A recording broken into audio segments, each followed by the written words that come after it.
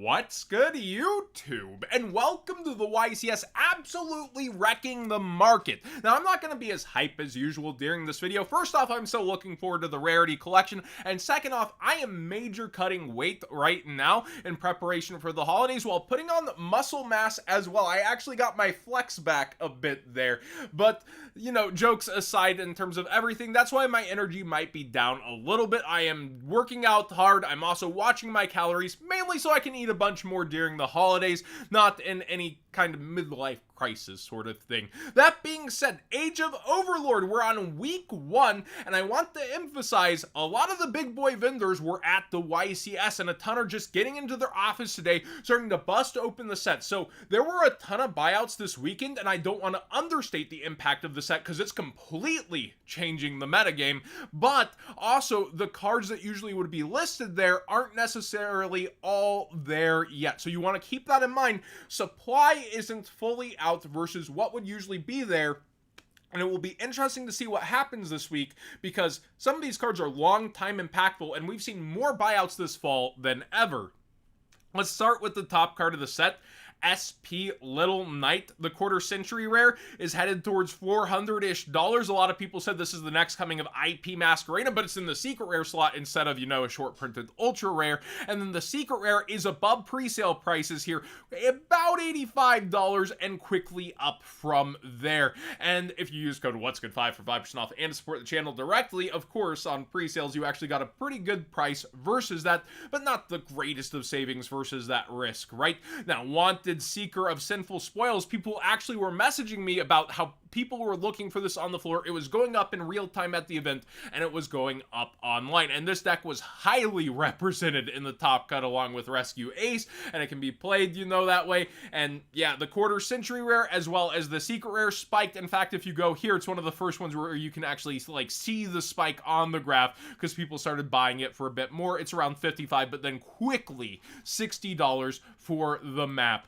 And when it comes down to the rest of the set, there are other spikes going around. Like, you do have the Horus card, which actually Horus is an engine, works with Branded, it turns out, did a little something, and a lot of people went for that, seeing it, and this secret rare as well went up towards 35, so maybe Horus is or isn't overhyped. I still feel it's a little overhyped, but at the same time, I did think it would be in rogue status, and that's about where it's at, but people are pogging out about that rogue status real hard, and that happens sometimes. Market brain versus meta brain, you don't take into account how hype rogue strategies can actually get, and rogue can always become tier 1 as well.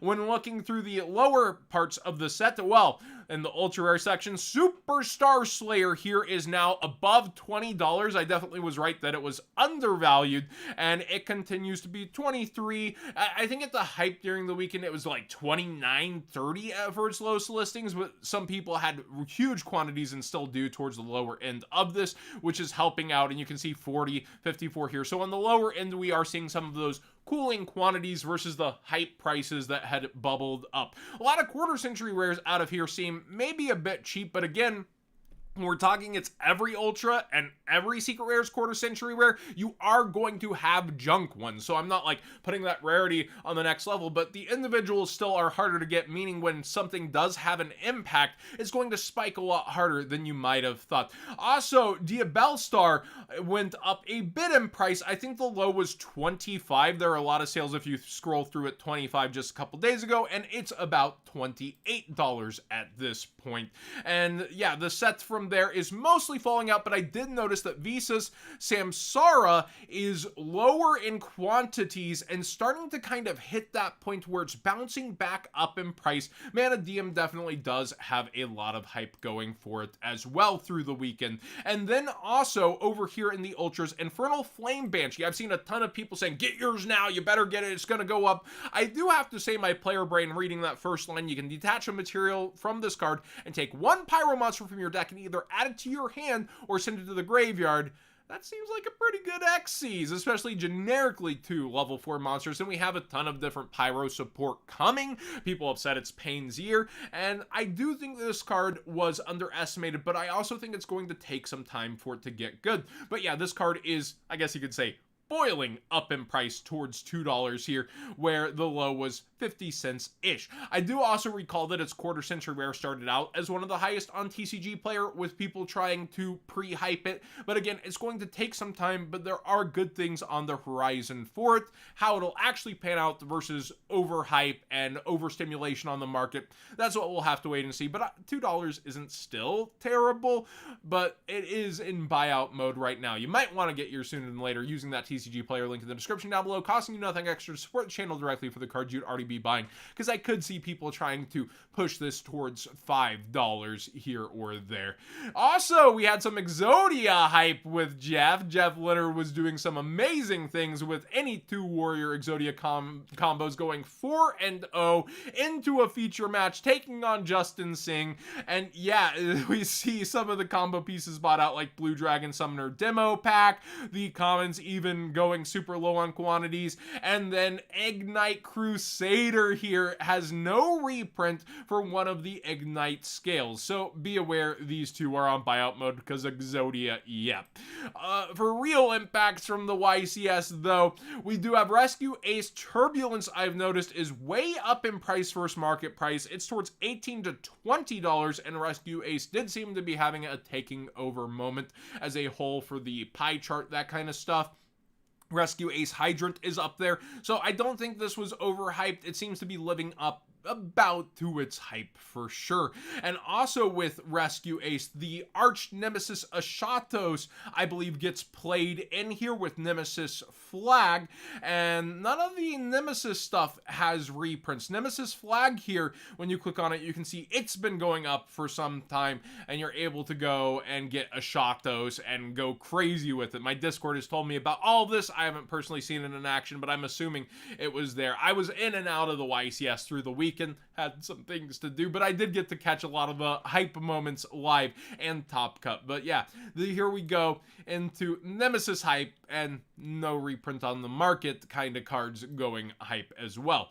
Destiny Hero Militia seems to be working with tier elements, and people are talking about this and that, like, oh, tier elements not what it used to be, or this is cool, you can still use tier elements. Well, it seems like they're using Destiny Hero Malicious, and that's according to the Discord. Again, something I need to go and look at actually performing, but it seems like a lot of them are up in price for the nicer versions and lower on quantities, which also has been a thing for past formats before. So let me know your thoughts on that within the deck itself and how tier elements continues to evolve within our format. Apparently, RuneX is on Scrubbed Raid, a card with one printing, and it reads, during the battle phase, you can send one card you control to the graveyard, except this card to end the battle phase. I don't get a battle phase. You don't get a battle phase. This is one of those cards that if you told me was actually like good, it's like, no, it's for scrub decks. It even has scrubbed in the name. No, it's going up here in price. If I only knew it had one printing though, cards like this are ones that I like to keep. I could have sworn it got a common or Duelist League promo at some point, but no, only one near mint on the entire market at $16. Now, a card I would be watching that was in the winner's deck is Firewall Dragon Dark Fluid. And this card only has one printing out of Maze of Memories with two rarities, Collector Rare and Ultra. And the Ultra, it's kind of had a history of going up in price, but is around $5 right now. I would definitely have access to this card sooner than later. Any good Cyverse engine is going to be looking at this card. And the Collector Rare is also somewhat affordable for a nice version of a card, but consistently been going up and is around $30-ish.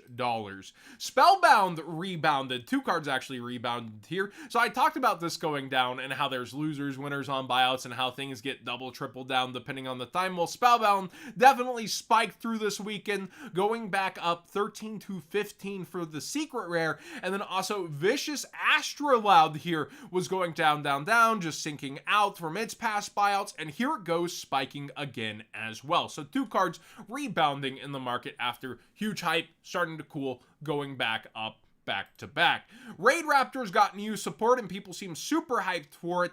Raid Raptor Call here ultra rare on buyout mode. Raid Raptor 4 Strix nice versions getting bought out, and just I want access to this version starting to go, so you might want to have those sooner than later if you have any plans to run a kind of engine or deck with Raid Raptors. Heck, 4 Strix has been played outside of there before as well and is a notable card in the history of the game, but be aware Raid Raptor buyouts are happening. And I was looking over at the aroma stuff, voice crack by the way here towards the end.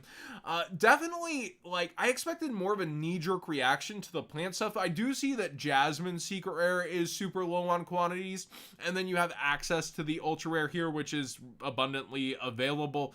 But for these, yeah, I would have thought there would have been more movement for plant stuff, especially Jasmine, which had been bought out and was cooling down.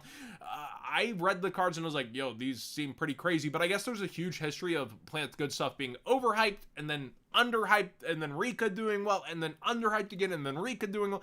Maybe if it's not named Rika, people don't have that immediate association, but I think that the stuff is probably underhyped on its announcement, and I would definitely be looking for stuff, but I guess people also could have ban list fears due to Rika, I suppose, in the conversation. Let me know what you think about the aroma stuff, and if you think anything will be propelling plant combo to another level once again, or if you do think those ban list fears are looming. Thanks for watching today's Market Watch. Please subscribe if you haven't already. Give this video a thumbs up if you enjoyed the conversation.